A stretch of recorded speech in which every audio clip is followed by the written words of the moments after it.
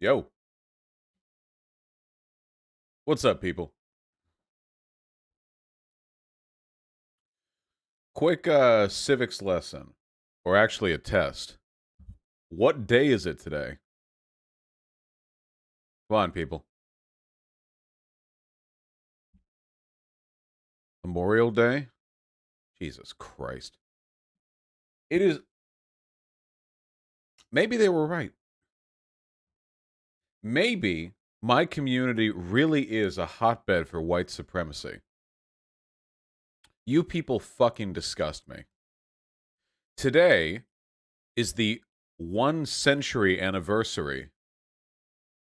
That's not the setup we normally do. Of the Tulsa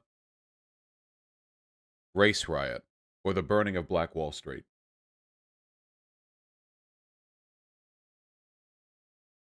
I bet you people didn't even know. Actually, hold on. Let's fix our setup. We were playing Nintendo games last night. Hold on. Get ye chat over here. There you go. Get ye camera down here. There we go. Beautiful. We didn't know. Ignorance is no excuse. All of you are racist now.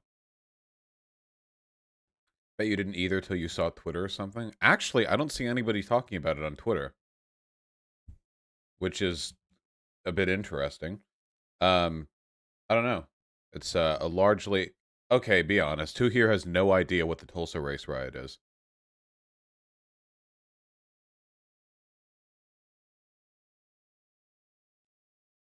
It's an underdiscussed feature of American history. Yes, you would know if you'd watched the Watchmen TV series, which, by the way, I haven't. So my knowledge incomplete. Apparently, I haven't even seen the superhero cape shit version of the Tulsa race riot. Uh, by the way, every time I say Tulsa race riot, imagine my hands up like this, okay? The Tulsa massacre or the burning of Black Wall Street would be better terms. So what, I have to know the exact date for every massacre in American history? There's one every day. Yeah, so it should be easy to remember. Just wake up and think, yeah, something bad happened 100 years ago, you know? And then just keep that, yeah, it should be easy. Just any day, you know? It's your dad's birthday. You get a call from your dad. Hey, what day is it? Oh, yeah, well, 100 years ago, the Native Americans were slaughtered at a little camp. Yeah, that. Uh, the whole thing started due to a black kid in an elevator with a white girl, right? In 1921? Uh, I think there were. Is that how it started? I actually didn't know that, no. Did elevators even exist? I think elevators existed back then. I don't know if they were involved. I don't know what the specific origin is. Um, when were elevators invented? 1880. Wow. Can you imagine it being like 1880 and you're like, "Yup, gonna take an elevator." Jeez. Yeah. They used to be on manual pulleys. Yeah, like they literally just have like a bunch of guys with a couple of winches that they're pulling a crank, they're like to lift the. Yeah. Sounds a little spooky. Oh, interesting, Blablato. I actually didn't know that. Elevators are literally so simple, it's not that hard to imagine. If elevators are so simple, then why do they still suck?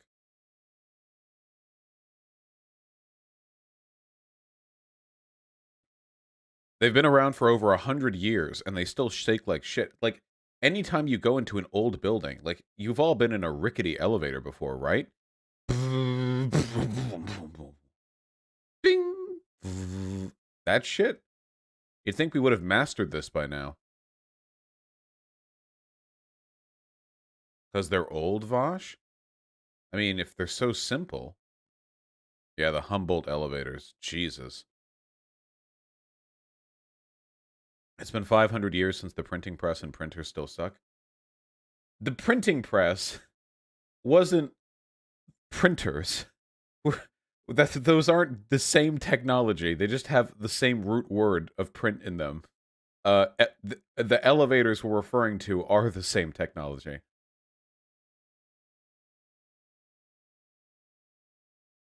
Yes, the ancestor. I am so tired, guys. I was awake to see the sunrise before falling asleep. I don't know why this keeps happening. Sure, Jason here.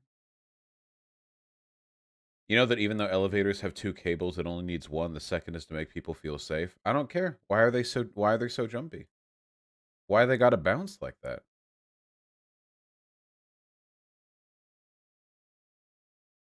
Did you ever live in an apartment with elevators? No. No. Had to go upstairs.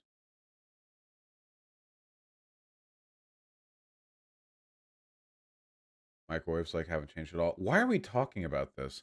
Oh god, I thought that I wouldn't be too tired for a stream, and I'm already exhausted by all of your shenanigans. Shut up. Shut up. Shut up. Shut up. Hold on. Before we talk further about that, we should probably acknowledge the elephant in the room, this Memorial Day thing. Just give me just give me a second, okay? I have to reassemble the few neurons I still have firing, okay, and make sure they're firing in the right direction.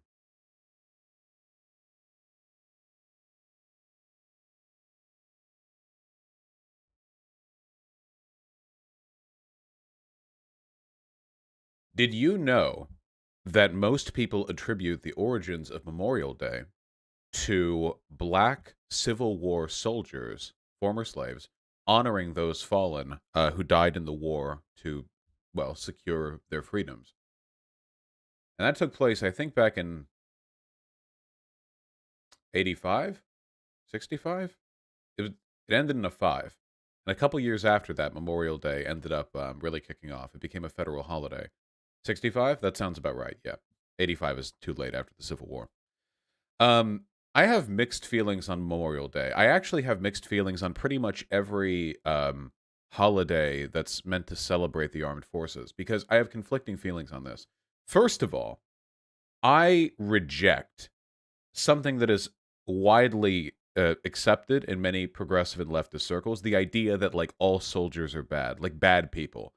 This is like some Vietnam War stuff, you know? Like every soldier who goes out to war just wanted to go there to kill babies, and they're all baby killers, and they're bad, and they're war criminals, and et cetera, et cetera.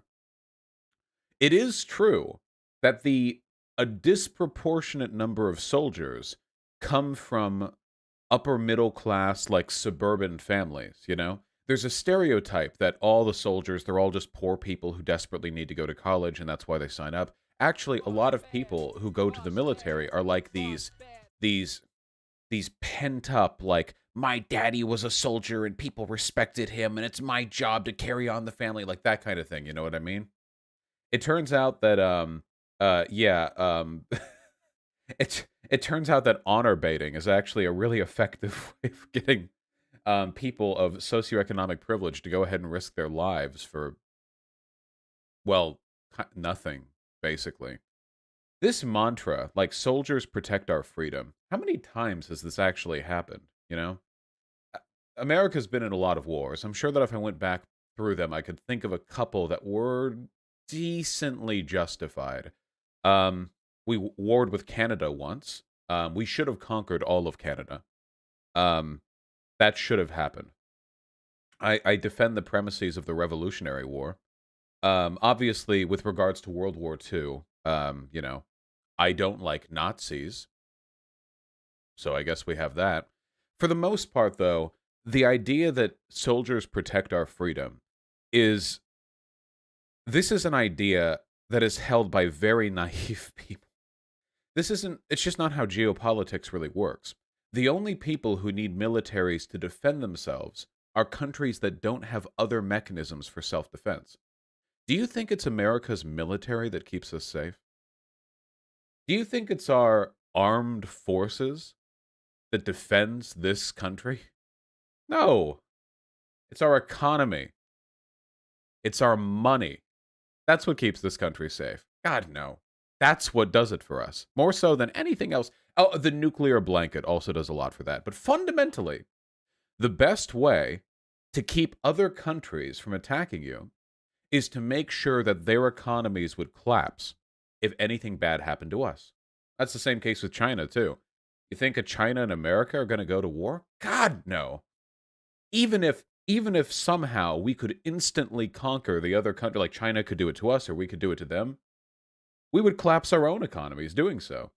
Absolutely not. No, no, no, no, no, no. War is diplomacy by other means, or I guess the other way around, diplomacy is war by other means. But if you do diplomacy well, if you can balance your trade, if you can work that well, you don't need war.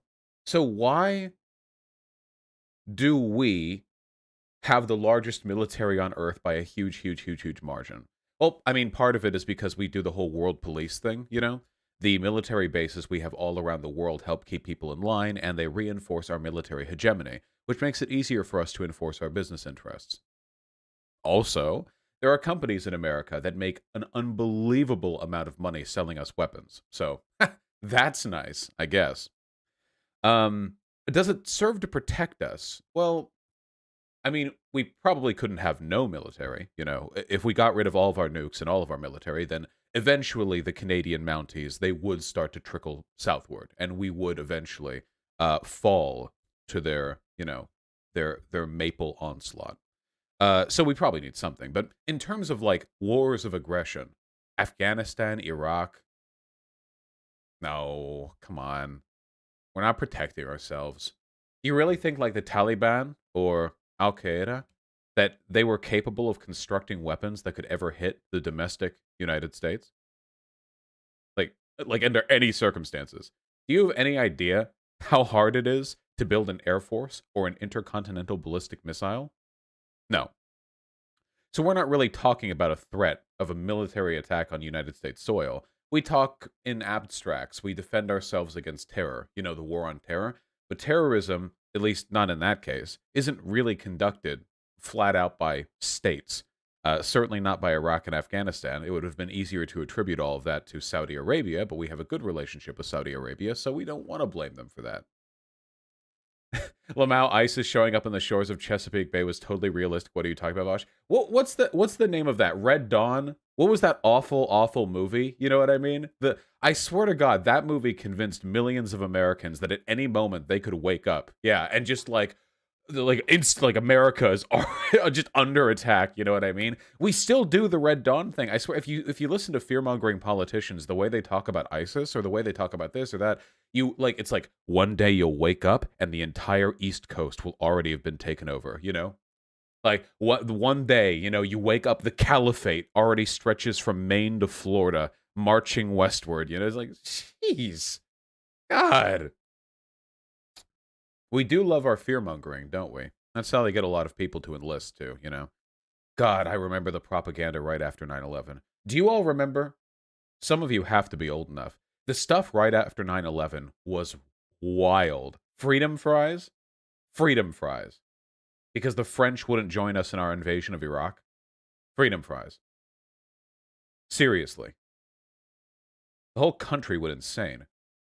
And oh man, the discourse, um, you know, that Iraq was like part of this new axis of evil. This was just this. Oh,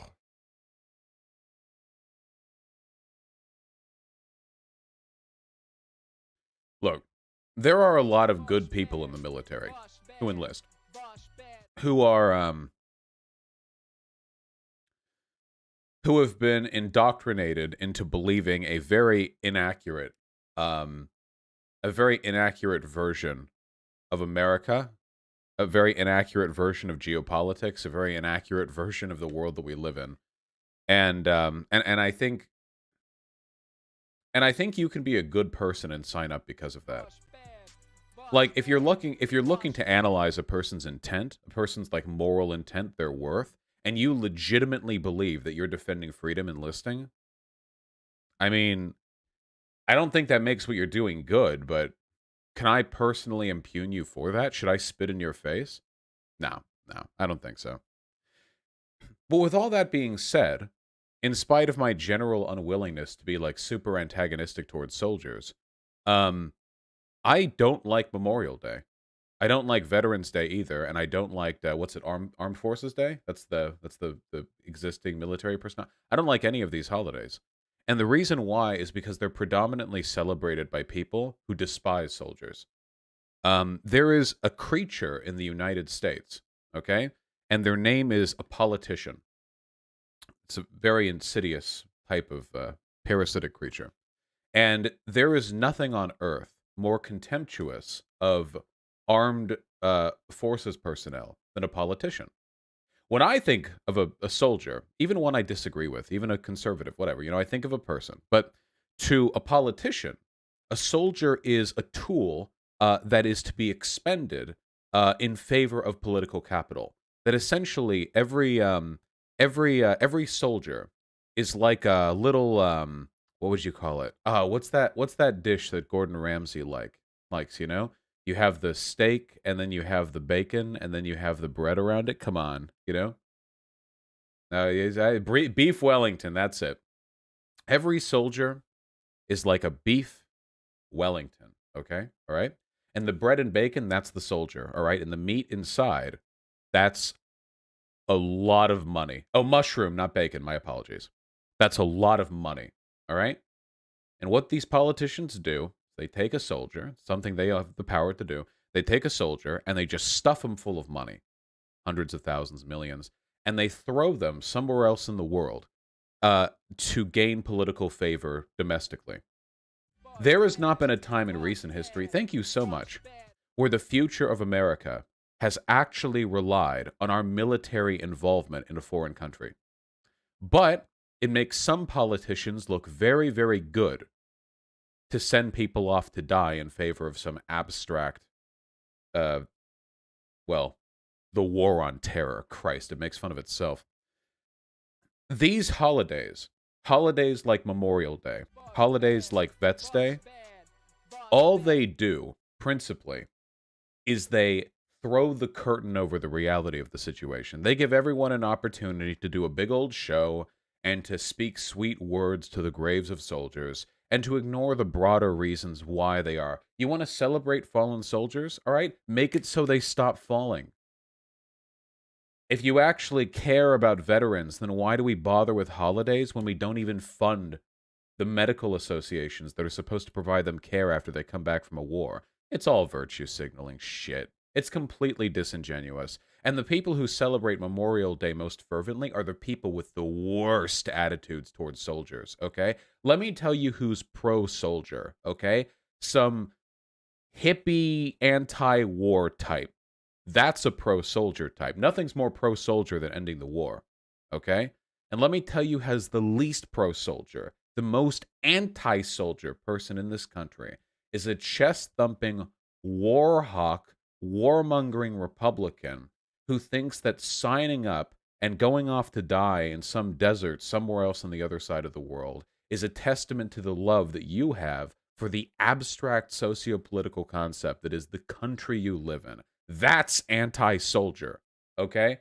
It's anti-soldier to lie about the reasons we invade Iraq. It's anti-soldier to have no bid contracts for military industrial businesses and then to fund wars in large part because you need them to meet the demand for whatever recent inventions these businesses are trying to sell to you. There's nothing more anti-soldier than lying to the American people and defending the premises along which they go off and get killed. And this isn't even, by the way, to speak of all the foreigners who die to our soldiers. But I'm not even talking, how many thousands of Americans died in Iraq? How many hundreds of thousands of Iraqis died in Iraq? We're not even talking about the greater harm here. I'm being sympathetic here to the victors, okay? I'm being sympathetic here to the people who came out on top. Because the hardships of war, I've talked to veterans, okay? I wouldn't wish them on anyone. It seems really, really difficult. And I mean that with as much sincerity as it's possible for me to deliver on this channel. But why do we do it? I mean, I guess I've already said why we do it. It's just, why do we celebrate this? Like, why would we celebrate dead soldiers and then make more of them? Like, I feel like in any other context, this would be considered deranged, right? You know? Like, oh no, so allow me to let's have an intervention in this household where I apologize to you for all the domestic abuse, and then like you continue to like it just reeks of insincerity. Now, I'm not saying, you celebrate the dead, yet more people die. Curious. Like, there's no circumstances under which soldiers can die. But the attitude that we have right now towards the deployment of soldiers is just absolutely it's just sociopathic. What's the George Carlin quote? You know? Americans love living babies so they can turn them into dead soldiers. Something like that. Was it politicians, Republicans? I forget the exact phrasing of that quote, but yeah, that was the gist of it. I think that was the ballpark. If you want to be pro-soldier, I mean, if you really want to respect the dead, stop telling lies, stop bullshitting about the circumstances by which they came to be killed. Don't defend the politicians who lied and sent them off, you know? You cannot be a sympathizer with the dead and a worshiper of the people who lied to get them killed. But people don't really care. Because to them, dying in the service of the state, this is like a common fascist thing, dying in the service of the state is an honor in and of itself. It doesn't actually have to serve another purpose. A conservative can believe simultaneously that a soldier died honorably for their country, and also that the premises of the invasion they died in were completely falsified. They can actually believe these two things simultaneously.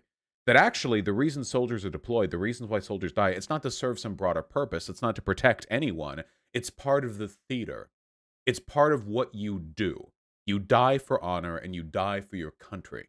This is an extremely bad attitude to take towards the dead, in my humble opinion, okay? It doesn't matter why you died, how you died. You died to fulfill an aesthetic. You died because this country needs blood to keep moving forward. You died because we thought less of your life than we thought of the political capital we generated from your death. Happy Memorial Day. Anyway, all very cringe. Any vets in chat? Come on, I know some of my boys are in here. Hi, got a couple? Here we go. Got a couple in here. I am active duty. Oh, you're not in the firefight right now, are you? You know, you got like your iPad with you. Your stay safe. Yeah, take cover, dude. Be careful. Lamau. Duck and roll, dude. Yeah, hold up the iPad and put me on speaker so I can yell at ISIS or something.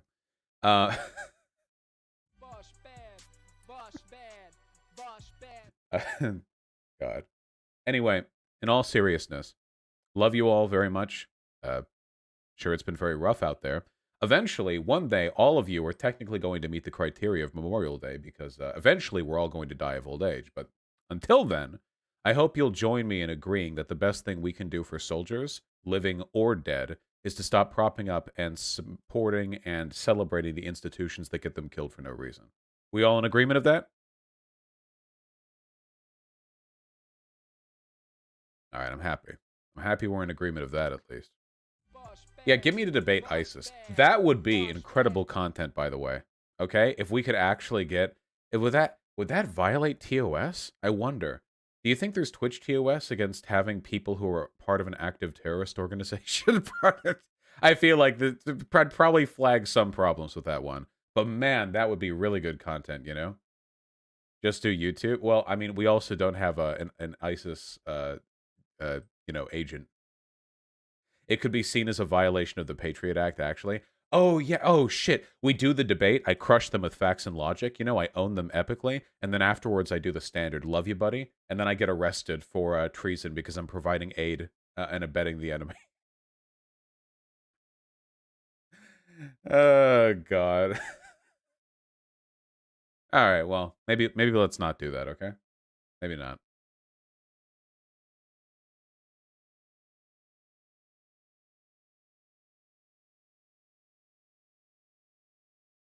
Vosh, Onion did comedy skits with an Al Qaeda guest. Really? I love freedom of speech.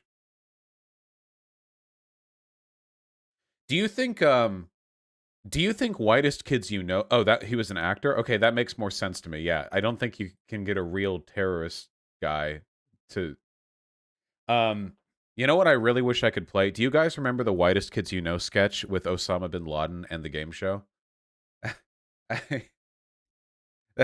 That one was so fucking good. God. I wish I could know if it was copyright flagged. Um oh, hold on. Is Whitest Kids You Know on YouTube's copyright ID system?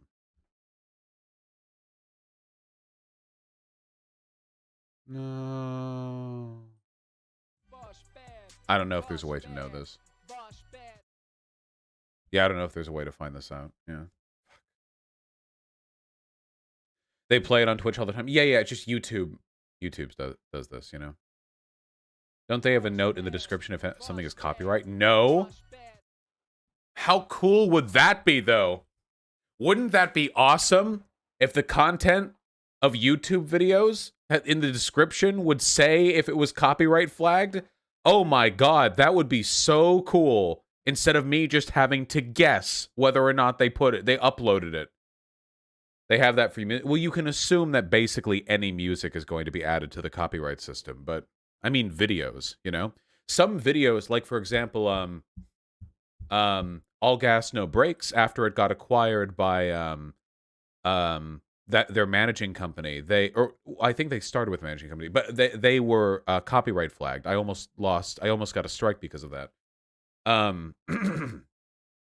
Excuse me. Yeah, the MCM stuff. It can be really hard to know.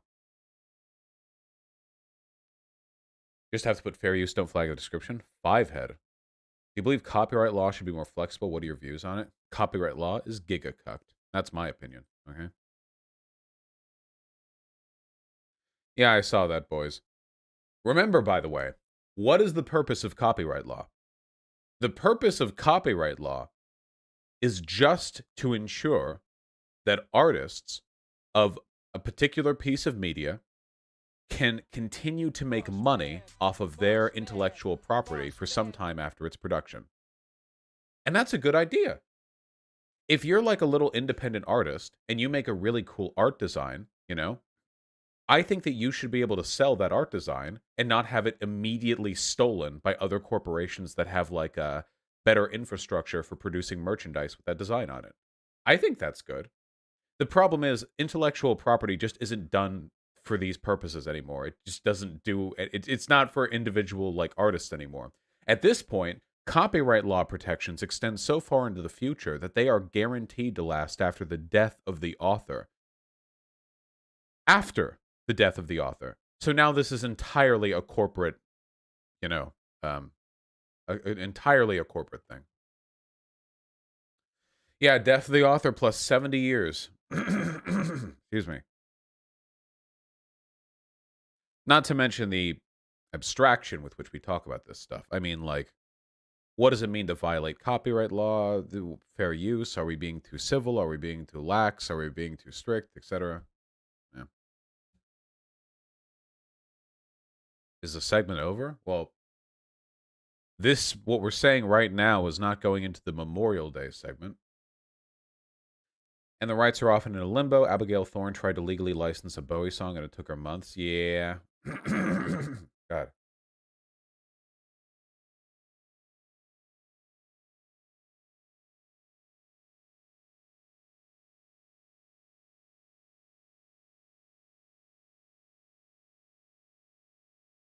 A lot of stuff that falls into public domain because of the pre-1976 laws. The original Night of the Living Dead didn't have a copyright master print of the film because of that technically no one. Yeah. Well, whatever. We'll get around to it eventually, okay? One of these days. God. Wish I'd gotten more sleep. Ugh. How's everyone doing? Are we doing good? Are we having a good time?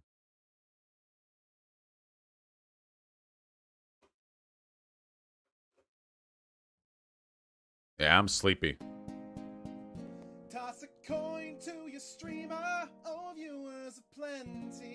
This might actually be important. China announces 3-child limit in major policy shift. Move follows data showing sharp decline in number of births in the world's most populous country. Ha!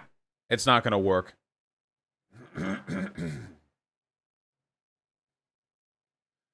It's not going to work. Industrialization cuts your birth rate. It doesn't matter. You can raise that that child limit as high as you want. It's not going to undo the demographic trends that every other industrialized country has hit. What's up with your mic? Can I have my AC on running for just a second? I was getting warm in here.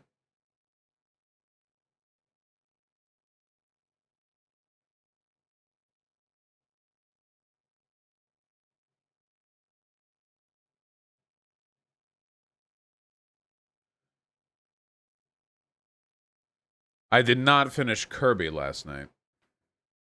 Can't they force the parents to have children? As authoritarian as China is, I don't think they send police door to door and force people to fuck. I could be wrong on that, though. I don't think they do that, but... Why does industrialization lower the birth rate?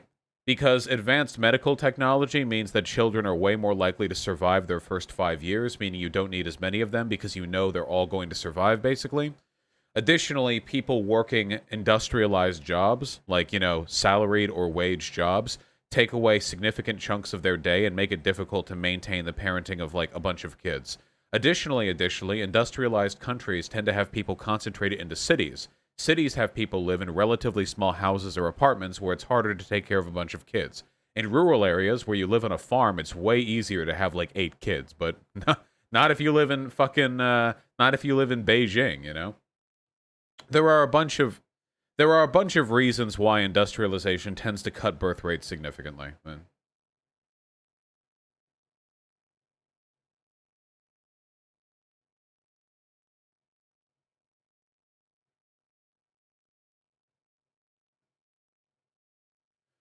Why would people ever fuck if they have the internet, though? True. Evolve. Who gives a shit anyway? Well, the big problem with birth rates suddenly declining is that you run into a population shock.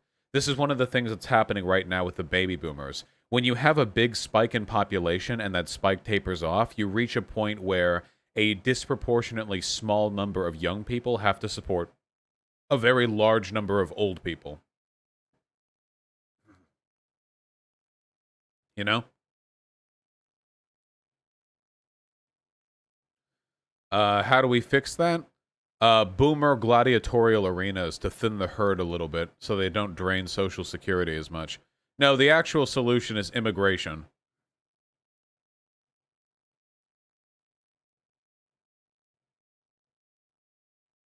Yeah, you all know.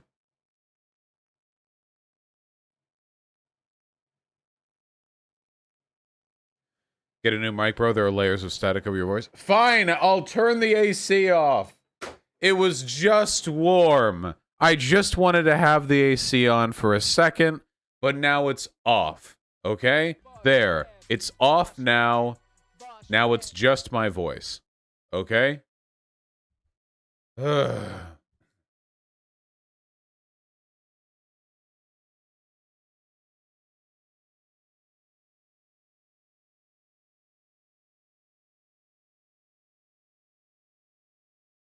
What is this?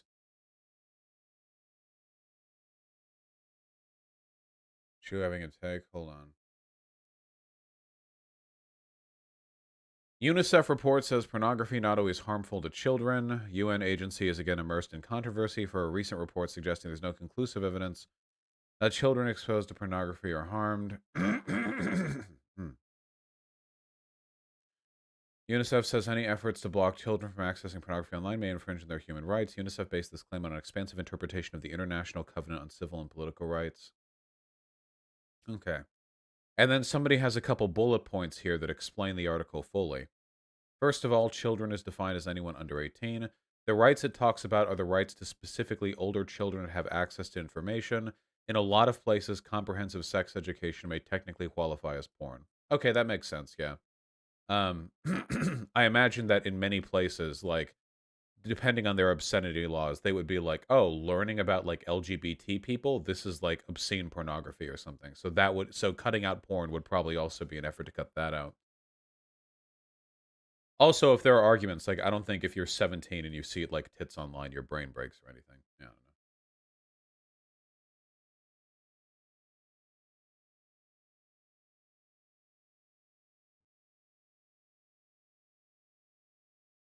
Now turn your AC back on? No, you'll complain again. The new PragerU has Benny Boy? Oh, God. Only I had more energy. Taking on Woke Incorporated. You know what?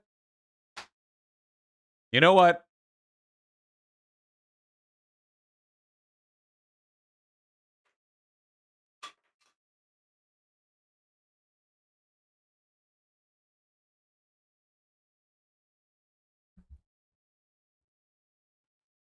My my friends, today is Memorial Day and also the 1 century anniversary of the Tulsa massacre. You know, very historical day, all right? And what is Benny Boy over here doing? He's taking on Woke Incorporated, all right? Woke Inc. Now, I thought Benny Boy was a big capitalism supporter, you know, libertarian, government, stay off my property, et cetera, et cetera. Let's see. How is Benjamin Shapiro going to overcome the inherent ideological contradiction between him being anti woke incorporated, but also believing that corporations should be able to do whatever they want in the free market to maximize their profits? Curious. Hit me, Ben. Congratulations, graduates. Your days of indoctrination in wokeism are behind you. Aw. Your worries about being graded down because you wouldn't say America is systemically racist? Over.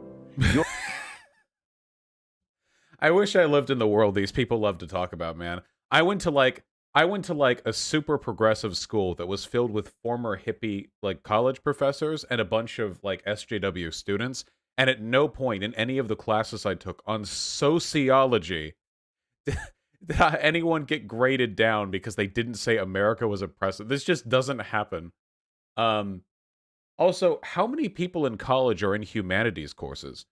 Like, we're pretty much only talking about like sociology, critical studies, gender theory, and ethnic studies, right? Those are like the only ones that would be talking about this or that general area. I feel like the vast majority of people going to college are never even going to talk about whether America is oppressive. Your fears that you'd be socially shunned because of your failure to decry the evils of capitalism? Done. Yes, You will. You've been liberated. Next up, the real world, where merit is rewarded, diversity of opinion is welcomed, and the free and open exchange of ideas is celebrated. Just kidding. The truth is, many of you are about to move from the ivory tower of the authoritarian left to, well, probably the glass and steel tower of the authoritarian left. Yeah, isn't it crazy how we control like literally everything? God, I wish I lived in the world these people can start. God, I wish I lived in the world they made up for us. Okay? Ah, yeah, dude. If only the authoritarian left controlled big business. Mm-hmm. I like running it through on this one, and I feel comfortable doing so, but I just want to say this line of thinking is pretty much indistinguishable from the ones that neo-Nazis used to justify a lot of the persecution of Jewish people that they pushed. The idea was that like academia was corrupted by like Jewish progressive Bolshevik elites, and that additionally like industry was also being corrupted by them. And this is one of the defining characteristics of Nazi theory, right? The idea that like basically every institution, like from just all of it, really. I mean, even they say this about the military. And hey, the Republicans have been saying the military is Marxist lately.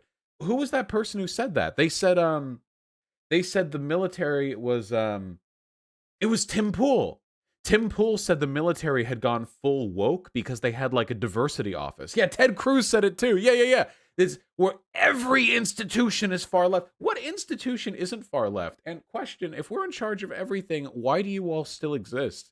If big tech is authoritarian left, schools are authoritarian left, business is authoritarian left, the government is authoritarian left, the military is authoritarian.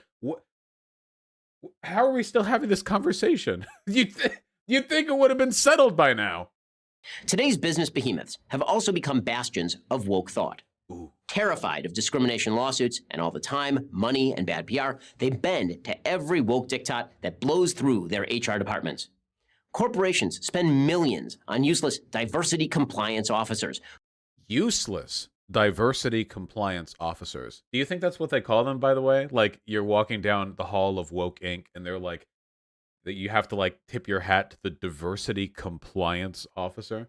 Again, it's just interesting because normally Ben Shapiro is very, very, very much of the mindset that businesses are free to do whatever they want as long as they're not violating the rights of others. I guess he might argue that by being progressive, that is actually a violation of their employees' rights. A quick question to you, Mr. Shapiro. Why don't you just get another job then? Whose sole purpose is to insulate them from an ever-expanding list of discrimination claims, but most especially, racism. That's why within the first few days on the job, you will likely be subjected to an orientation taught by a devotee of Ibram X. Kendi or Robin DiAngelo. During a day-long struggle session, this anti-racist consultant will inform you that, if you're white, you must become less white. Wait, hold on, wait. Does he really think this is like... Wait, he said more than likely. Is this something he thinks happens? Like, I get it. The average PragerU viewer is in high school and hasn't been to... It never actually worked a job. They probably do believe this. Oh, yeah, dude. When you sign up for your fucking part-time job at Marshall's, clothing, your first day on the job will be an all-day course on anti-whiteness. What are you talking about? What are you talking about? What does this mean? This I know I shouldn't like abuse the gift of prophecy or anything like that, but wasn't I calling all of this like a year ago or 6 months ago that that like the writings of some of the like worst elements of the anti-racist or like the misuse of intersectionality was going to be used to impugn the entire business class for being responsible for indoctrinating people into wokeness or whatever? I just don't understand how people can't see like the direct link between this and like neo-Nazi, the way they tell, because like what's the solution to this, right? So every institution in America is controlled by the woke. And mind you, by the way, Ben Shapiro and all the other people who talk about this will never actually talk about the ideological tenets of wokeness. When they do, it's just these thin, transparent bullet points like be less white. Like, okay, they know this isn't the entirety of the discourse that's taking place. They know that for a fact.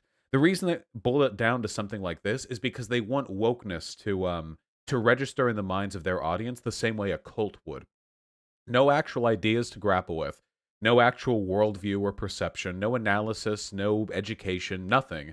It's just an ideologically hegemonic opposition that you have to be opposed to because they'll destroy America otherwise. It encourages your audience to be very uncritical and very unthinking, which, I mean, that is the right mind state for a PragerU viewer. And if you're a person of color, a POC, you are a victim. Corporations cater to their squeakiest customers, and the authoritarian left is nothing if not squeaky. It threatens boycotts and company-destroying publicity if businesses refuse to comply with its demand. Dog, imagine being a religious conservative and complaining that the far left is the squeaky one. How many hundreds of years have religious fundamentalists in this country been leading boycotts and letter writing campaigns and public demonstrations against and like TV ads against and billboards? And the far right is the most obnoxious vocal opponent to ideological disagreement. I mean, for God's sake, does anyone remember the Satanic Panic? The Comic Code? This is the guy, by the way, he's been behind every single right-leaning boycott. Gillette, Nike, Ben Shapiro supports it all. Oh, this gigantic multi-billion-dollar company said black people's contributions to American history matter? All right, enjoy making no money, you disgusting degenerate postmodern neo-Marx. Like, he does all of this himself. His entire channel is him whining about, don't forget Keurig. Oh yeah, wait, hold on. If we just really quick, hopefully this pulls up some results so I don't look like I'm completely talking out of my ass here, but if we go to Ben Shapiro's channel and I look up, like, Nike, I don't see anything directly with Nike. What about Kruger? Uh-oh. Uh-oh, it's falling apart. Uh-oh! Uh-oh! Wait, what was the other one we said? Oh, Keurig. Keurig, not Kruger, sorry. What was the other one? Gillette. Person of unspecified gender. Oh, I just don't think they put it in the title. Oh, you're right. We should go to the Daily Wire, which is the outlet that Ben Shapiro controls. I think this is probably a little more. Okay, there we go. Sorry. He titles his videos and streams a little differently. There we go. Shapiro wrecks Nike's new bold ad. Nike reveals how they feel about USA. Why did Nike pull American flag shoes? Does Nike believe the American flag is offensive? Nike asks, are your dreams crazy enough? Friday Live, Nike Does It goes full SJW. Woke TV commercial, try to guess. I'm gonna guess it's Nike. Are these shoes offensive to you? We get, yeah, do Ben and Jerry. Oh, they do complain about Ben and Jerry a lot, don't they? Yeah, they do complain about. What's the Keurig? What's Kruger? Why did I default to that? Keurig wasn't as popular. What about the Gillette? That one was very popular. Fail. Gillette ad attempts to shame men. Gillette insults its own customers. Lectures men. The best a person of unspecified gender can get. Toxic masculinity. And it's got shaving there, and Gillette's in the thumbnail, you know. The point that I'm laboriously trying to arrive at here, because this feels kind of like a cheap gotcha, like, oh, you complain about the left being squeaky, but you run a news outlet that is designed to be very squeaky. The answer is that, guys, everybody on every side of the political aisle complains about stuff that corporations do that they don't like. That's free speech, baby. We all have that right. That's like normal human behavior. If things do things you don't like, you complain about it. Everyone does this. An honest interlocutor would acknowledge this, but Ben Shapiro is not one of those. Ben Shapiro will impugn people on the left, not just for doing something the right does. He will impugn people on the left for doing something that is a fundamental component of participating in democratic society. Like, can you imagine a video being done by Ben where he complains that the squeaky, mask-off authoritarian left has the audacity to vote against politicians they don't like? I could actually see that. I feel like I could. I feel like I could imagine a video where he's like, and the authoritarian left has a strategy they use to silence dissenting voices. When they go to the ballot box, they cast their ballot for left-leaning candidates. I can imagine it I'm constructing it in my head live. It's really happening right now. I feel like they might as well just make that video. The sneaky tactics of the authoritarian left. According to a study by James Bailey and Hillary Phillips, as reported in the Harvard Business Review, a generic corporation identified as apolitical or liberal saw no blowback from a panel of prospective consumers. Okay. But a generic corporation identified as conservative saw a 33% drop in opinion, entirely driven by participants who identified as Democrats. Wait, he's doing the exact thing that I just made fun of him for. He's doing the exact thing. No way. Democrats don't like it when corporations have conservative values? I'm gonna need to reassess my axioms after this one. Seriously? They pay animators to do this. Did you watch this ahead of time? No! This is like he's doing the thing. That's why your boss will likely send out regular company-wide emails assuring you that he or she or Xi, is on the right side of history and pledging millions of dollars in support of whatever the leftist cause du jour happens to. Is that something that happens often in corporations? Your CEO will email everyone saying that they're woke and that they're donating to charity? Is that just a typical email that you get? Has Ben Shapiro ever worked for like a big company?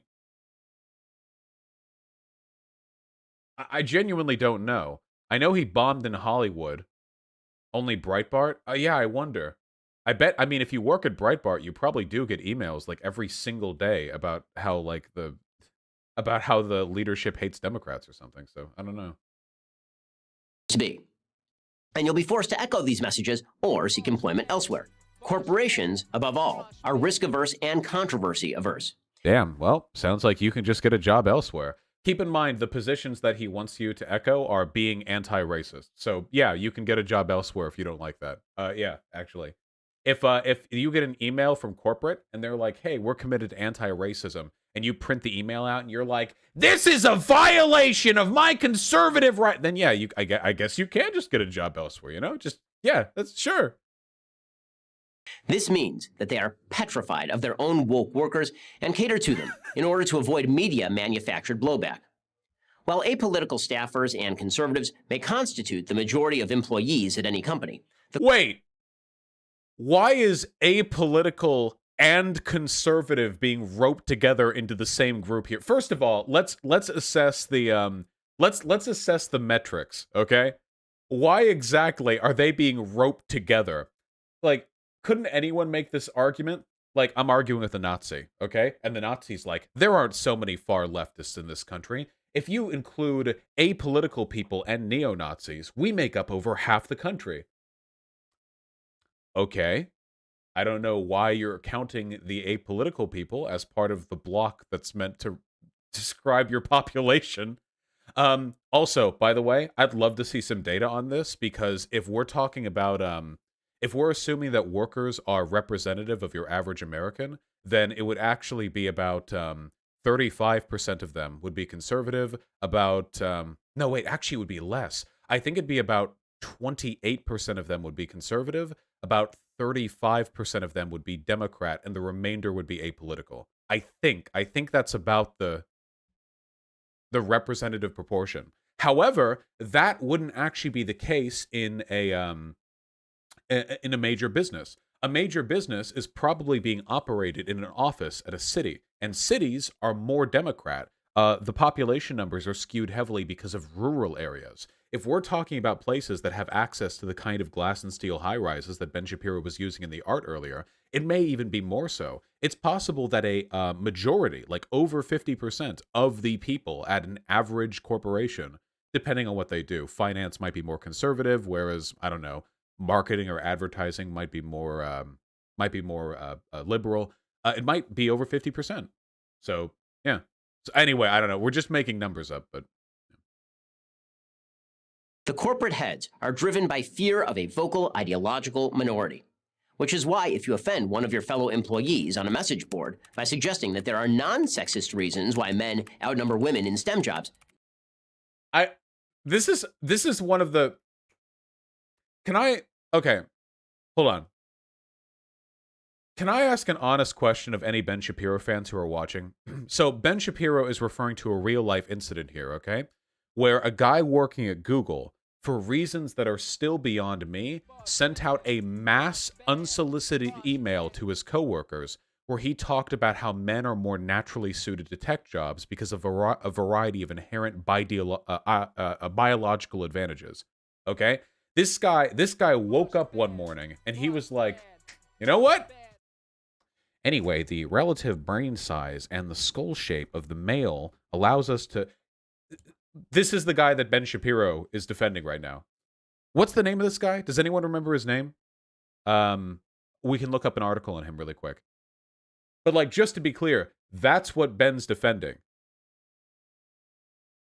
But he's not going to represent this incident, honestly. If you're a fan of Ben Shapiro, does it feel weird that he lies to you all the time? Like, It wasn't exactly unsolicited in the sense that the company had asked employees how to make it easier on women to be part of the force, if I remember correctly. Okay, it wasn't unsolicited in the sense that nothing happened. It was unsolicited in the sense that there was nothing that prompted him to go on an evolutionary psychology rant about the male superior. Like if somebody's like, "Hey, how do you think we can make women feel more comfortable in the workplace?" And this guy's like, "Crack knuckles. We shouldn't have to." I feel like that actually makes it a little bit worse. James Damore, hold on. Yep, it's gamer time. Oh, yes, Google's ideological echo chamber. I think that was the name of the commonly referred to as the Google Memo, is an internal memo dated to July 2017 by US-based Google engineer James Damore about Google's culture and diversity politics. The company fired Damore for violation of the company's code of conduct. Damore filed a complaint with the National Labor Relations Board, but later withdrew this complaint. A lawyer with the NLRB wrote that his firing was proper. Okay, so the National Labor Relations Board was on board with him being fired. After withdrawing the complaint, he filed a class action lawsuit retaining the services of attorney Harmeet Dillon, alleging Google was discriminating against conservatives, whites, Asians, and men. And then he withdrew those claims to pursue arbitration. So to be clear, this guy is an idiot, and he's been fishing for media attention on the back of a... Can you please stop slamming the door? I don't think the scissors are in the kitchen. Maybe the scissors disintegrated from the vibrations of you slamming the door every time you enter and exit the room. Anyway, course of events. Hold on. Here we go. James Damore was spurred to write the memo when a Google diversity program he attended solicited feedback. The memo was written on a flight to China. Calling the culture at Google an ideological echo chamber, the memo states that while discrimination exists, it is extreme to ascribe all disparities to oppression, and it is authoritarian to try to correct disparities through reverse discrimination. Instead, the memo argues that male to female disparities can be partly explained due to biological differences. Alluding to the work of Simone Baron-Cohen, Damone said that those differences include women having generally stronger interest in people rather than things, and tending to be more social, artistic, and prone to neuroticism, a higher order personality trait. Damore's memorandum also suggests ways to adapt the tech workplaces to these differences to increase women's representation and comfort without resorting to discrimination. It was shared on an internal mailing list. It was updated with a preface affirming the author's opposition to workplace sexism and stereotyping. A version of the memo was published on Gizmodo, and then controversy. The most charitable thing that you can say about this is that it was incredibly inappropriate. I feel like that's the most that you can say. That's the most charitable thing that you can say about this. If you're talking about like trying to get feedback for a diversity program and your response is like a big memo on AvoPsych and how women and men are like naturally different, it's authoritarian to use reverse discrimination. Like, this seems to me, I think this is, if nothing else, it is an indication of extreme social ineptitude. Neuroticism is a neutral technical term in psych. Yeah.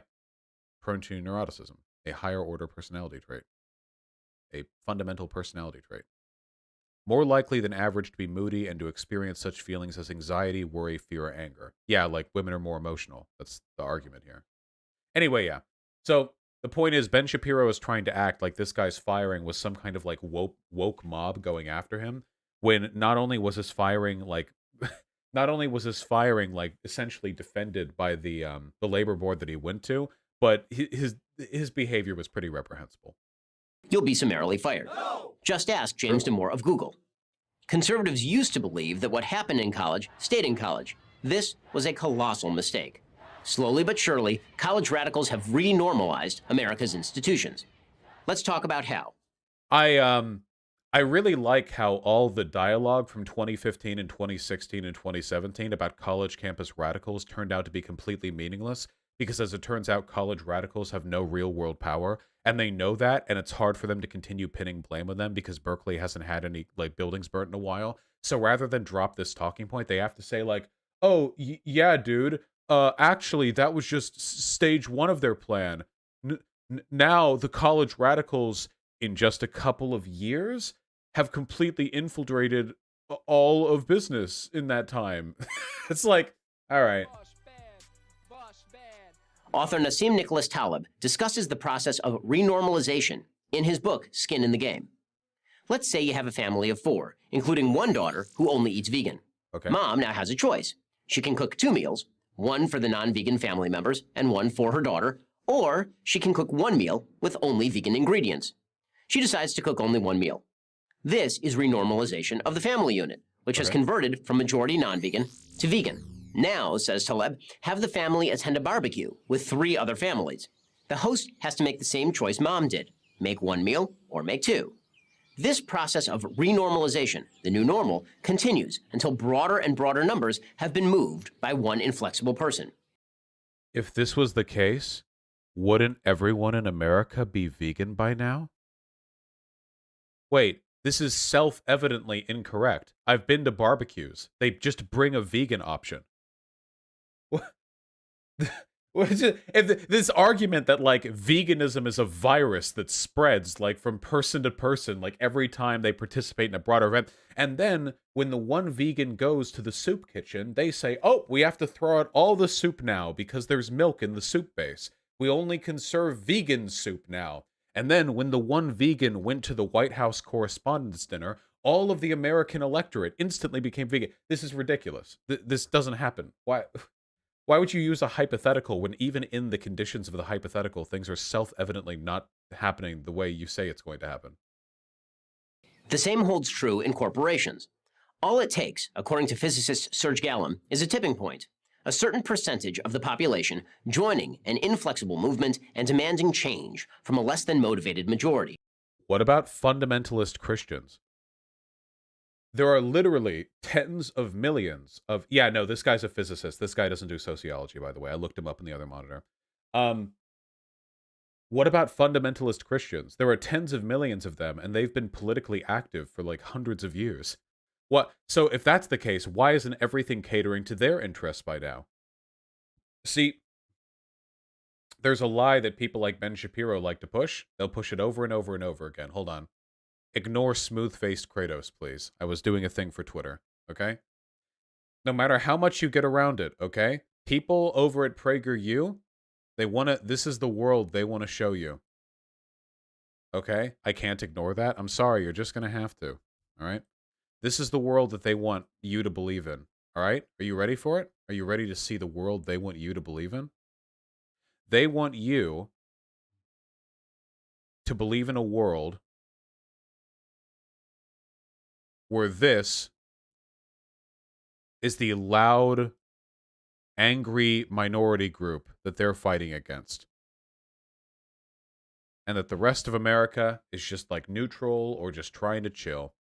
And that this loud vocal minority radiates out and infects the rest of the country.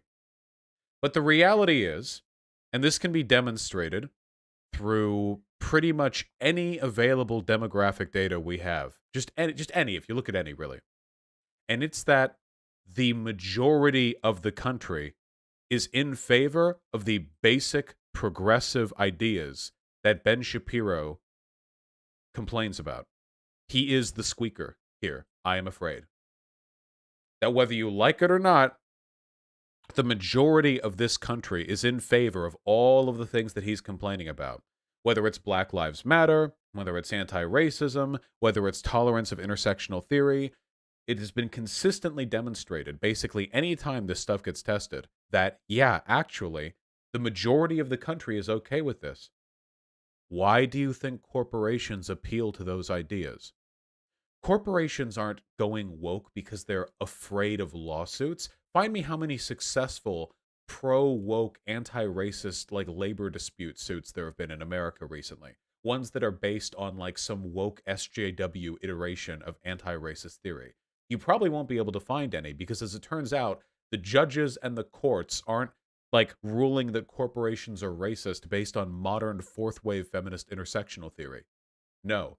The reason why corporations cater to progressive ideas is because that's what gets them the most customers. There's no getting around it. That's the reason why, okay? Every position they adopt is optical. That's it, okay? And it goes both ways, too. Businesses that appeal to conservative values do the exact same thing the other way. Look at all the business that Chick-fil-A gets for being such obvious pieces of shit with regards to the things they care about, or pretend to care about at the very least. It goes both ways. Corporations adopt ideas because it makes them money. And the only reason it would make them money is if most people wanted this. Ben Shapiro keeps talking about this like it should, like the woke left should be something we can just shrug off.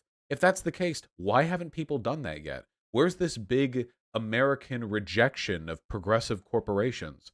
Like all of those go woke, go broke YouTube videos that people used to make, like in 2017, 2016, of films like Captain Marvel, which was a huge hit, or Mad Max, which was a huge hit, or Black Panther, which was a huge hit. Like these go broke or go woke, go broke. The premise, like the Star Wars films, yeah.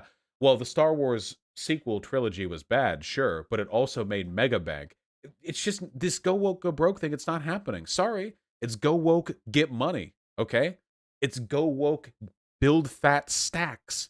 That's what it is. Okay. You're just losing the culture war, buddy.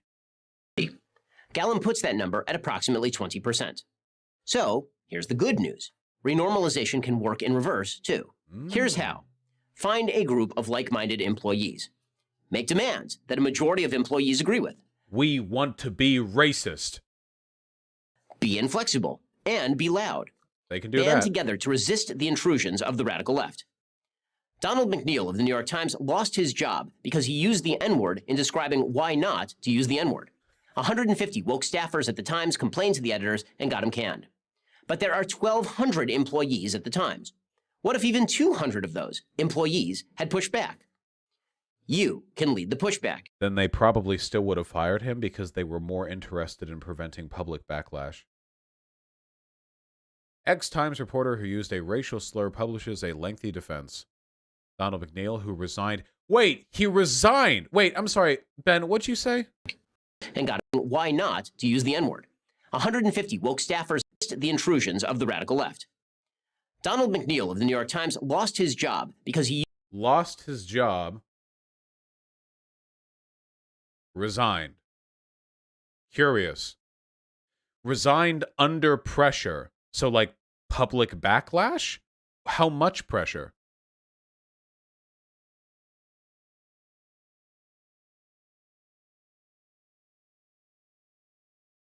That's basically the same as being fired. It really depends on the context. If Ben Shapiro was being honest, he would have said resigned under pressure. But he said lost his job, and I think he says get canned. Use the N-word in describing why not to use the N-word. 150 woke staffers at the Times complained to the editors and got him canned. Yeah, this is inference. How would 200 people prevent public pressure? Well, I hate to burst your bubble, but Ben Shapiro's kind of an idiot. I wouldn't be looking for too much here, you know? They said they disciplined him already so he could have stayed and laid low. Yeah, because, so one of the ways, so there are two ways this can go, right? Resigning under pressure can basically mean that the New York Times put a ton of pressure on him to resign and that he basically had to. And the other possibility is that he just would have been held in lower regard at the New York Times, and he thought it was better for him to resign and make a big public spectacle out of the drama than it would have been to stay with the New York Times. The fact that this guy posted I'm sorry, what was this? A lengthy defense after his resignation tells me that this is because he wanted to dig his heels into the dirt. That he resigned in large part.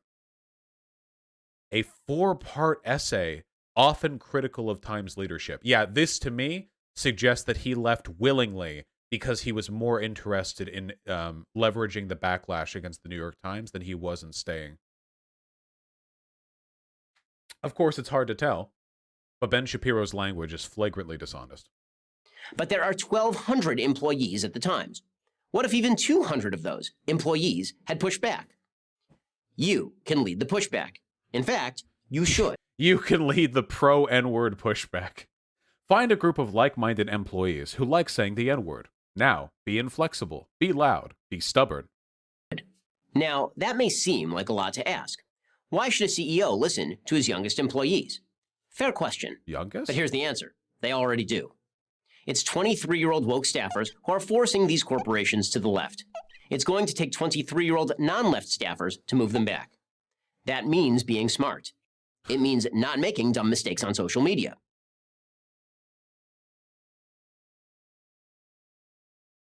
I like this a lot because what Ben Shapiro is saying is we would be a lot more rhetorically effective if you would stop going mask off racist on social media. We could get a lot more done if you would stop getting yourself fired ahead of time by being openly racist on social media. That's what this is. This is the this is literally like, guys, listen, okay? I get it. The N-word. You love it. I love it, okay? But you need to keep it quiet on social media for a bit, okay? Oh, God. You know what it reminds me of? It reminds me a little bit of, because conservative followers have no self-control. It reminds me of Lauren Southern's video on The Great Replacement. Lauren Southern, you know, The Great Replacement thing, white people are being destroyed by immigration, et cetera, et cetera. The comments were full initially of neo-Nazis posting. Just open neo-Nazi stuff. You know, the Jews did this, you know, the Holocaust didn't happen, but it should have. Like that, like just incredibly, as straightforward as you can get, right? And that's the thing. Lauren later deleted all of those comments, not because she didn't like them, but because they were being too loud for her taste. The conservative followers are never, ever, ever going to be smart enough or exercise enough self-control to avoid taking their mask off at critical moments, okay? This is going to keep happening. They have no self-control. Wasn't it just the other day that, was it Flynn? Flynn said that America should have a military coup like Myanmar. That happened, right? Yeah. Echoing QAnon forums, Michael Flynn appears to suggest a Myanmar-style coup should happen in the United States. These are the defenders of democracy, by the way. Flynn made the comments at an event on Dallas on Sunday that was attended by prominent peddlers of the QAnon. Yeah, this was the big QAnon conference. Yeah, like, and by the way, these are their leaders, you know? If their leaders are so brain broken that they can't keep it together long enough to avoid making comments like that will widely discredit them and the movements they're a part of. Yeah, Ben Shapiro's like, listen, everyone, okay? Remember the comments that I made about black people and Palestinians? Oh yeah, okay, here's Ben Shapiro's side channel.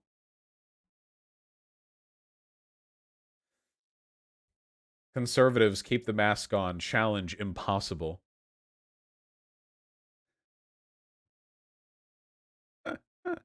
Okay, hold on. Come on. It means building alliances with those who aren't motivated primarily by politics. But just as you were in college, you are now. Just non-political advocates of the N-word, you know? Like, not only do you need conservative, like, clanners and racists and white nationalists, okay? But you need to get the apolitical N-word aficionados in here, okay? Get all the white boys, all right? Who just, like, you know, they like going out, they like playing some b-ball, they have a lot of black friends, and they just say the N-word casually, you know? Try to get them in on it, you know? Just bring a lot of people in there. Yeah, you need a lot of World of Warcraft, League of Legends players. Do you have any friends who play Counter-Strike Global Offensive? You'll find many people who play Counter-Strike Global Offensive are very amenable to the idea of saying the N-word frequently and loudly at workplaces. Consider asking coworkers if any of them play Counter-Strike Global Offensive and recruit from them apolitical advocates for the N-word. Now in opposing territory, and that requires fighting back in strategic ways. Be an advocate for truth and a warrior for liberty. Welcome to the real world and the real fight.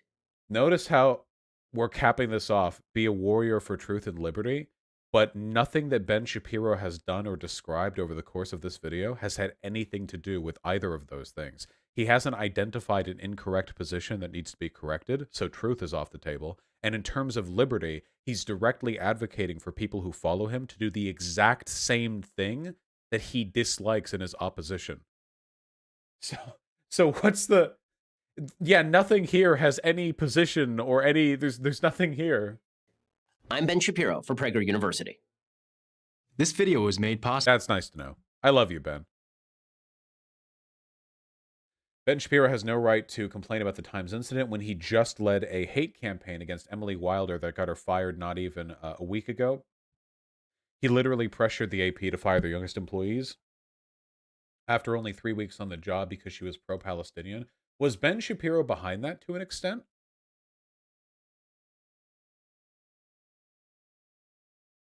Huh!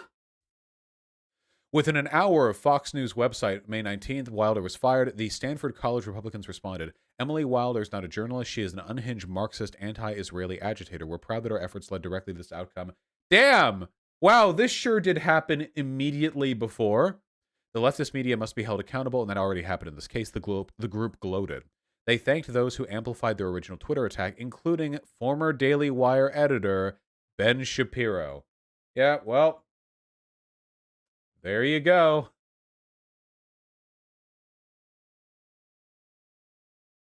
Again, I ask fans of Ben Shapiro, and I'm genuinely asking, does it feel weird to you that there's no consistency between Ben Shapiro's behavior and his like stated positions? I know you probably think that's how everyone is, and that these are just like natural hiccups in political advocacy that you need to overlook in order to defend the things you care about. But the fact that all the people who believe the things that you believe lie constantly, nonstop, blatant, flagrant hypocrisy between what they say and what they do probably should be something that concerns you a little bit. In very obvious ways, too. Like, not, this isn't like some subtle dissection of, no, they just say things that are provably untrue, and then they do the opposite of what they say they like. I don't know. Godspeed, okay?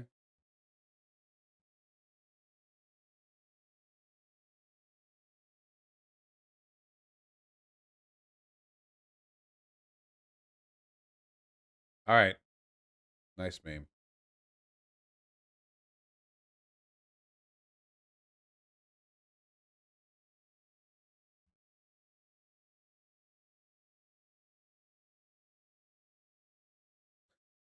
God. I'm going to read donations. Ricky Hamrick, thank you for the very kind $5. What's the best way to spread progressive / leftist ideas here in West Virginia? I don't really know. That's a rough one, my friend. Maybe focus on establishing yourself first and foremost, you know? Be educated, take care of yourself, and if things work out, maybe you'll find opportunities to spread your ideas. Flowy Flow and Evil Man, thank you for the tier 1 subs both. Pixel Motor, thank you for the very kind 3 gifted tier 1 subs. The left does support each other. Lilith Spence and Jason here, thank you for the $5 both. Really appreciate that. If you want that shirt, Lilith Spence, it's !girls in chat to get the link to it. And congratulations with your high school graduation, Jason here. Boy Meets Mini, thank you for the 725. True. Bandit B, thank you for the tier 1 sub. Much appreciated. Icebane, thank you for the incredibly kind $15. You've freed me from the jaws of neo-Nazism, and I now identify as a Democrat / socialist. Let's have better education for special needs people. I myself am autistic. Thanks, Vosh, you've saved me. I'd like to think that my political advocacy is specifically oriented towards autistic people, you know? I don't know what I mean by that, but interpret something charitable from it, okay? Thank you. Super Platanoman and Cole Cynic, thank you for the $5 both. Really appreciate that.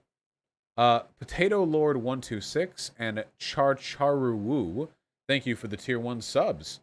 Bobby Faustus, thank you for the incredibly kind $20. Rest Squadron with the $10. Get Stanfield with the $10. Thank you very much. If you had the opportunity, would you ever go to Mars?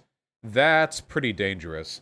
I know that we can do round trips to the moon, but I feel like the first people sent to Mars are probably going to die on Mars, you know?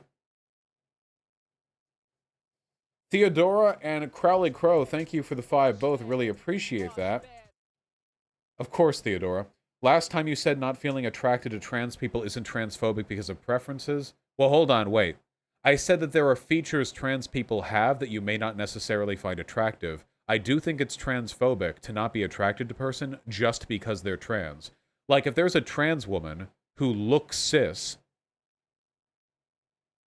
like, they're indistinguishable from a cis person unless they told you about their chromosomes or birth or whatever, not being attracted to that person would by definition be transphobia, because there's nothing putting you off from them except for them being trans. There's no other characteristic, you know?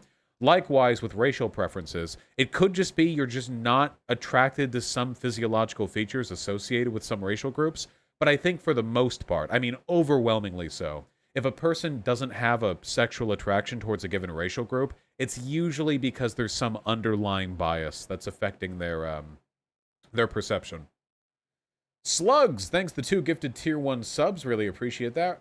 Roses25, thank you for the $5. Who would win if a civil war broke out, left or the right? There will be no civil war between the left or the right. That's not really how this will function. It would be right-wing insurgent groups trying to bid for the favor of the military to establish a military coup. It'll be about fighting over the favor of the military. Evrasmussen and Nobalian King, thank you for the tier 1 subs both. Really appreciate that. Come! Thank you for the $5. Happy to have you in chat. Chris Hayes and RM Brown, thank you for the $5 both. Really appreciate that as well. Go for it, Chris Hayes. Come! Thank you for the additional tier 1 sub. My name was a typo, but it worked out, I think. Yeah, I'd say so. People seem to like it. Tentacular Taco and RM Brown, thank you for the $3 and $2 respectively. Pick Soul, thank you for the $5. Maybe. I'd need to find a way to prove it, though. Tentacular Taku, thank you for the $2 and $5 both respectively. I really appreciate that. We're doing 100%. Chris Hayes, thank you for the $5. Tentacular Taku again with the $3. Thank you very much. I've not played that game, no. Any, thank you for the gifted tier 1 sub. GeoBasket with the tier 1 sub. Greg Bell and RM Brown with the $2. Wormert and Roses25 with the $5. I have not played any Silent Hill games. I didn't have a PS2 when I grew up. Safety Skull and Roses25, thank you for the $5 both. Really appreciate that. I have not seen Bo Burnham on Netflix, but I've heard people talking about it. Illo Devine, thank you for the very kind $10. New discourse in Coconut Island is PB&J versus grilled cheese. Vosh, what is your answer? A well-prepared grilled cheese sandwich is almost indescribably better than a PB&J. PB&J is a really good staple, but, like, it's hard to elevate. A really good grilled cheese sandwich can be, like, fine dining if you do it really well, you know?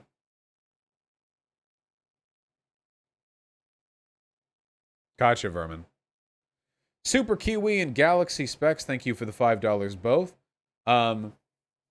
Yeah, of course, Galaxy Specs. If you're not having fun playing video games, then what's the fucking point? What have you listened to Rage Against the Machine? Not my type of music, but the lyrics are based. Tentacular Taku, thank you for the very kind $20. So noted. Opinions will differ. Theodora, thank you for the very kind $5. I got lost during the convo with New American Left. Can you explain it real quick in dum-dum terms? The conversation that we had yesterday?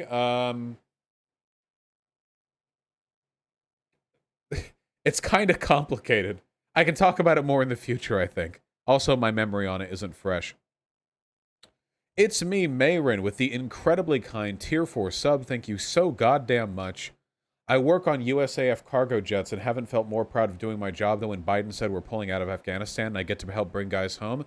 That's really awesome. I bet that was a really big breath of fresh air, comrade. Kami Purin with the unbelievably kind $69.69. Thank you so fucking much. Fun fact, a lot of military personnel disproportionately supported Bernie Sanders in the election last year. Yeah, Bernie did really well in the military, and the military actually went to Biden in the general election, too. The military is not, like, far-right for the most part, though it has groups of far-right people within it. Brandon Conradi, thank you for the very kind $10. Good afternoon to you. And Rest Squadron with the very kind $20. Good luck with your graduate thesis on building models of E. coli. E. coli is gross. I hope you beat it. AB, thank you for the $2. Really appreciate that. Still alive, the $2. Yes, I like George Carlin. Boschfield, thank you for the very kind $5. Yeah, the Freedom Fries discourse was fucking insane. Ingy Bingy 2K, thank you for the $5 yourself. Much appreciated. Dr. Lenzo 18 with the Tier 1 sub. Very kind of you. Pyroplasma with the $5. Why do so many leftists blame active duty service members for U.S. foreign policy? Because a lot of leftists, especially leftists online, are fucking idiots. They have no understanding of political theory and no understanding of how to practically build the world that they want. So all they do is they complain and they virtue signal and they lash out at groups that they don't think are cool to be a part of.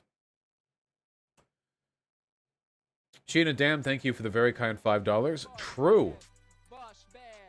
Danmako Umaneko, thank you for the tier 1 sub. Yeah, I'd like to play Silent Hill on stream sometime. Comrade Tyler, thank you for the very kind $10. I appreciate the offer, comrade. I can't really promise a conversation, though. I'm really backed up on stuff, and my schedule is usually pretty hectic as it is, but I do appreciate it. You can email me, but I won't promise anything. Kakin Z, Felis Draco, and Slugs, thank you for the tier 1 sub. All very much appreciated. Is Ben the best conservative commentator? I don't know what you mean by best in this context. Loudest? I don't know. Ooh, you know what would be a fun Nintendo 64 game to play for a nostalgia trip for me? What about Mega Man 64? That game, I don't think that game was like super good, but I have fond memories of playing it when I was a kid. I don't know if I ever actually beat that game.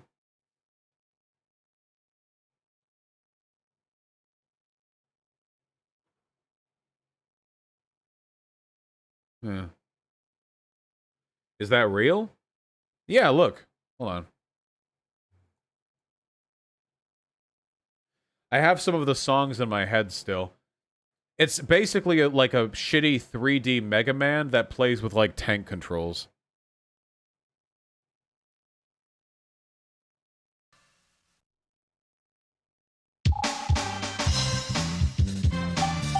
You have a little dancing monkey?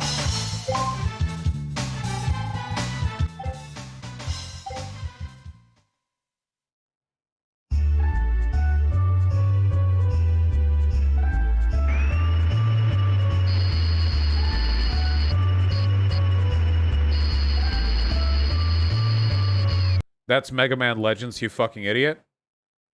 Look at the title. Mega Man 64. Dumbass. It's even in the hashtag. And there's Mega Man Legends. They probably called it Mega Man 64 on the Nintendo 64 and Mega Man Legends on the PlayStation.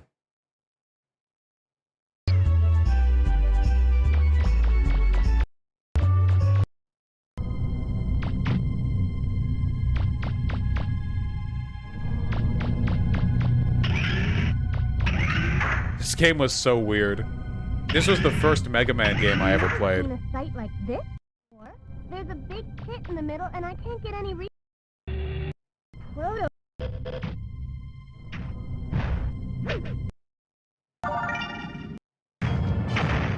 Beneath us, they're right below the Jessel shaft.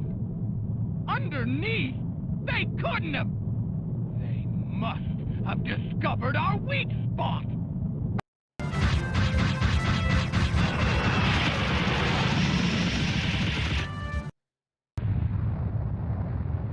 This is such a nostalgia trip for me. Jesus Christ. What the? Oh, I remember this. Oh, God.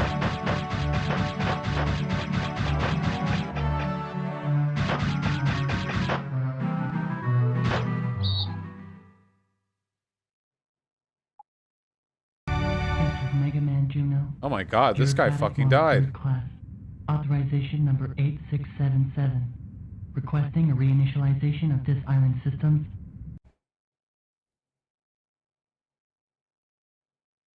I guess most of you would know it by measurement. Long play. Oh.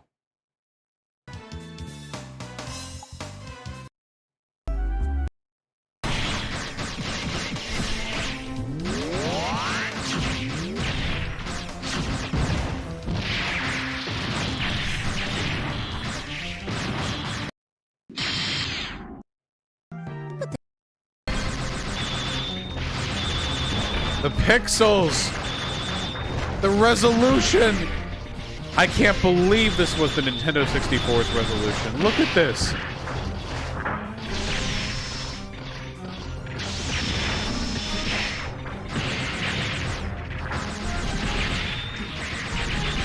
Sorry, PS1, not Nintendo. I don't care! Alright. Still live, thanks to $2. Did you ever play the old Mega Man classic games? No, I haven't played that many Mega Man games. Joby, thank you for the $5. Hell yeah, comrade. I'm happy to hear that. Kevin Dawson, thank you for the $5. Your stream title does not have the transitive property. Sure it don't. Hunger Master, thank you for the $2. I don't know what that is. Lupin, thank you for the $5. The PS1 Mega Man Legends version is supposed to be better. Possibly. Could always play that. Maybe Matthew Chang. Thank you for the 5 Canadian. Soy, Thank you for the $5. What's going to happen to QAnon COVIDiot boomers after the pandemic? Will they lose faith or get more extreme? They'll get more extreme, most of them. Some of them will lose faith, but most of them will continue checking on forward.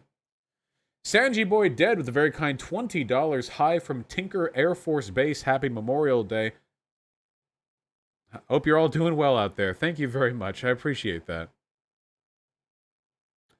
And Emma Dorably, thank you for the incredibly kind Tier 4 sub. I really, really appreciate that, comrade. Now we have all the linkers, of which there are a fair number. Hold on.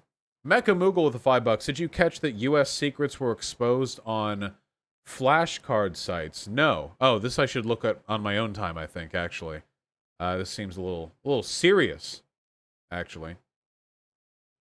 ADM, thank you for the $5. Here's an illustrated retelling of the Tulsa Race Massacre. I'll give it a look. I'll probably talk about that next stream. Tron Panda TKS, the $5. Her name is Adora. She keeps jumping on my keyboard. I don't like cats, but she touched my heart. Aww. Ooh. Baby. Sleepy baby. All of you who missed my video game stream last night missed out on some quality content.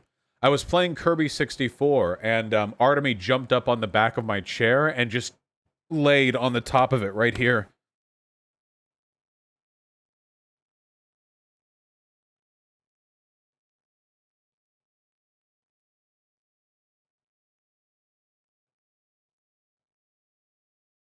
He's a good baby.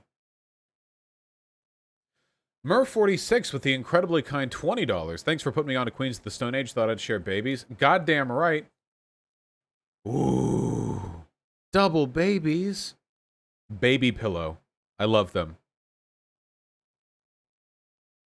They are best friends.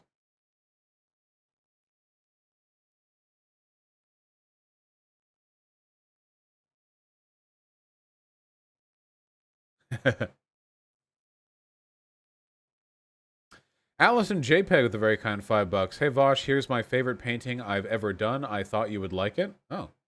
Hey, sick!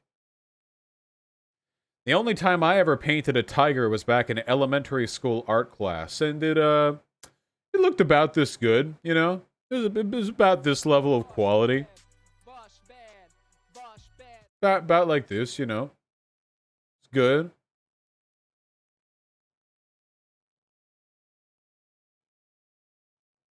Pretty cool.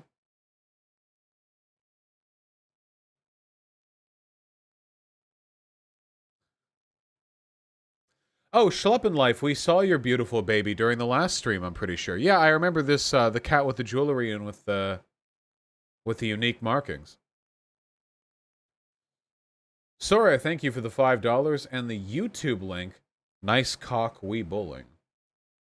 Perhaps. Nice cock. That's pretty true. It's pretty true. Guilty with the very kind $5. Here's some fan art I made of you. Oh, shit! Is that me? Guys, I think that's me. I think this might be exactly what I look like, to be perfectly honest. Thank you, Guilty. Literally Vosh. Hold on. Adding that to the pile.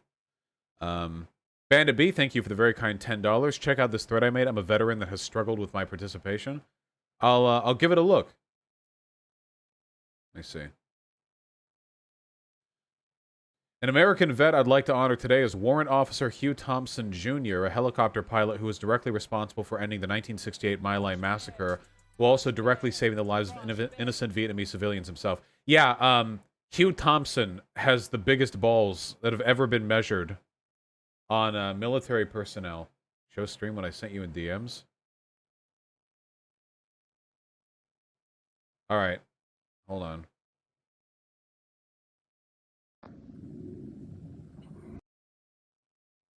Alright.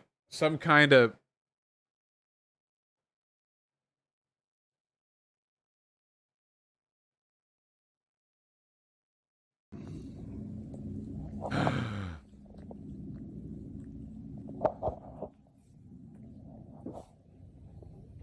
Shut up.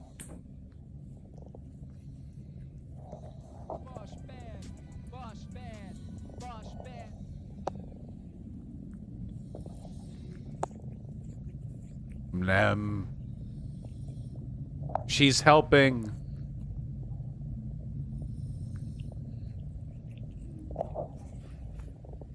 Ooh.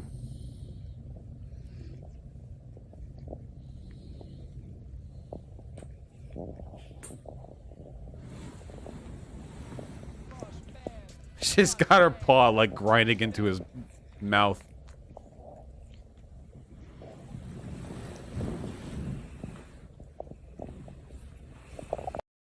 Good. Very, very good. Okay, hold on. Yes, the My Lai Massacre was cringe. I want to do a segment on that in the future for sure. But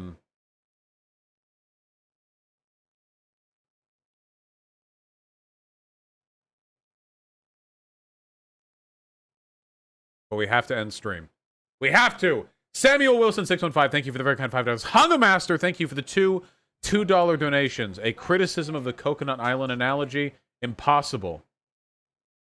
I guess I can give it a look. Maybe later? I don't know. Wrong White, thank you for the $5. Stop donating! Panda M101, thank you for the very kind $5. Really, really appreciate that. I'm one of the people heading Get Me Off the Moon trying to get Mega Man Legends 3 made. If you play, do play the PS1 version as it runs better. Alright, I'll keep that in mind. Thank you. Bahamut65, thank you for the very kind tier 2 sub. Disco Elysium screenshot I think you'll find funny. You can start the U in the dialogue. Props in the charity. Unfortunately, you gave me a non-functioning link, comrade, but I love you and I appreciate you. Jason here, thank you for the 2 gifted tier 1 subs. This turned into this. Gotta know if you think dogs are cute too. Dogs are also very cute. Look at this little fluff ball. Now look at this bigger fluff ball. Kablamo. Kabing. And Uzi, thank you for the $5. Wanted to get your opinion on this. This is a 22-minute video, so I'm afraid I can't just jump off and give my video on it right now, or my opinion on it right now, but, I don't know, just flip a coin. Heads, it's based. Tails, it's cringed. You're just gonna have to rely on that, I think. Sorry, end of stream's not the best time for the cultivation.